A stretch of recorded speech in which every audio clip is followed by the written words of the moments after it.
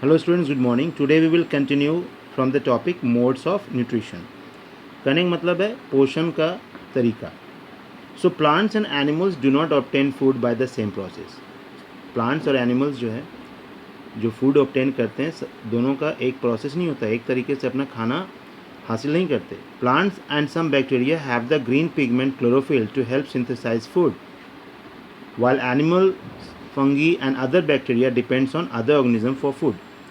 Plants और कुछ ऐसे बैक्टीरिया जो हैं उनके पास क्लोरोफिल होता है जिसकी वजह से वो अपना खाना अपने बॉडी में बना लेते हैं, सिंथेसाइज कर लेते हैं फूड को. लेकिन कुछ ऐसे एनिमल्स हैं, फंगी हैं और कुछ और ऐसे बैक्टीरिया भी हैं जो कि दूसरे ऑर्गेनिज्म पर, दूसरे जीव पर निर्भर करते हैं खाना के लिए, ठीक है, फूड के लिए. So based on this there are two main modes of nutrition.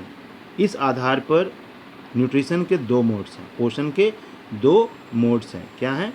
Autotrophic and heterotrophic.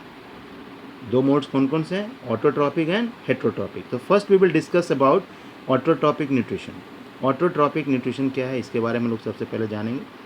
The term autotroph is derived from the two Greek words autos and ट्रॉफ.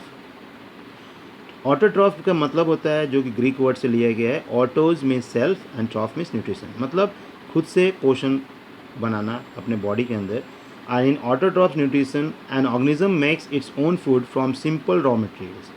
तो इस प्रोसेस में क्या होता है, इस तरह के ऑटोट्रॉपिक प्रोसेस में न्यूट्रिशन में क्या होता है कि जो ऑर्गेनिज्म है वो रॉ मटेरियल जो नेचर में है उसी को लेकर अपने बॉडी के अंदर क्या कर लेता है, अपना फूड मटेरियल्स बना लेता है.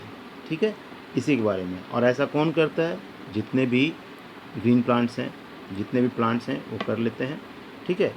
अब यहाँ पर जो फिगर दिया गया है इसमें एक लीफ को दर्शाया गया है, एक लीफ बताया गया है. और जैसा कि हम लोग पहले पढ़ चुके हैं, you might have read about that leaf is called the kitchen house of the plant because foods are being made in the leaf of the plant. ठीक है.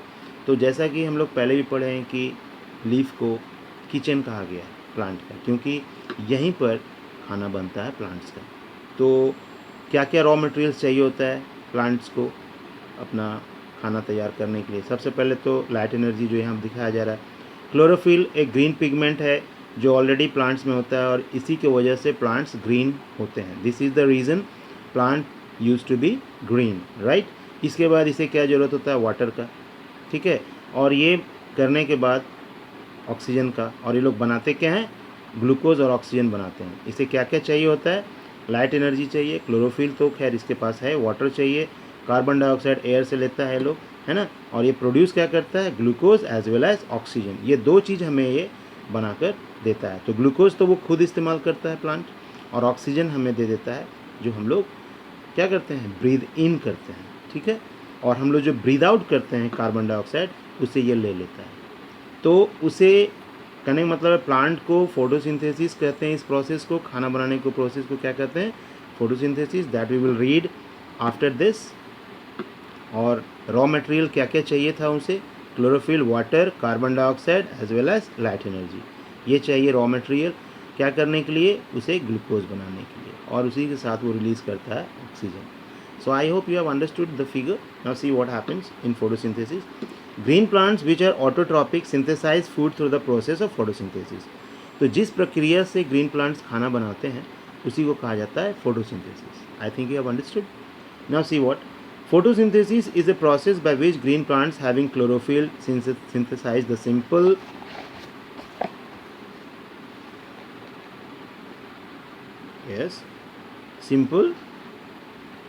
sugar, that is glucose, from the simple raw material water and carbon dioxide using the energy of sunlight. तो photosynthesis के process से plants क्या करते हैं? Green plants अपना खाना तैयार करते हैं, बनाते हैं. और रॉ मटेरियल क्या चाहिए उसे? वाटर, कार्बन डाइऑक्साइड और sunlight. Oxygen is release in this process. इस प्रोसेस में ऑक्सीजन रिलीज होता है. The overall equation of photosynthesis is, और ये जो प्रोसेस होता है इसका ओवरऑल इक्वेशन यहाँ पर दिया गया है. Just see very carefully what the equation is given over here. यहाँ दिया हुआ है 6CO2 बैलेंस किया हुआ है, कार्बन डाइऑक्साइड है, फिर वाटर है, और यहाँ पर सनलाइट और क्लोरोफिल का यूज़ हुआ. और क्या बना? C6H12O6. ये तुम्हें याद रखना. You all should remember this one specially because this is the formula of glucose, ये ग्लूकोज का फॉर्मूला है C6H12O6। इसके बाद पानी बनाता है वो और फिर ऑक्सीजन को रिलीज़ करता है, और ये पूरी तरह से बैलेंस्ड किया हुआ है, ठीक है। तो you should learn this equation because after writing the definition of photosynthesis you have to write this equation.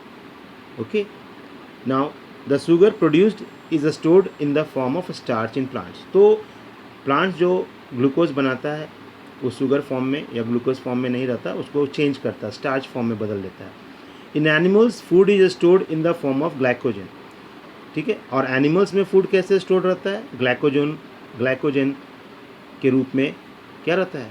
Animals में फूड जमा रहता है, जबकि प्लांट्स उसे स्टार्च के रूप में जमा रखते हैं, स्टोर करके रखते हैं। These food reserves provide energy as and when required by the organism.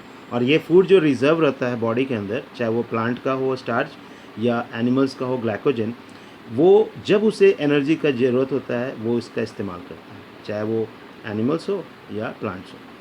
Since autotrophic plants are able to produce food, they are also known as producer. चूँकि ऑटोट्रोपिक प्लांट्स वो सेल्फ अपना खाना बनाते हैं प्लांट्स, ठीक है, इसलिए उसे प्रोड्यूसर्स भी कहा जाता है। They are also called producers, right. Okay, then see you after again couple of minutes.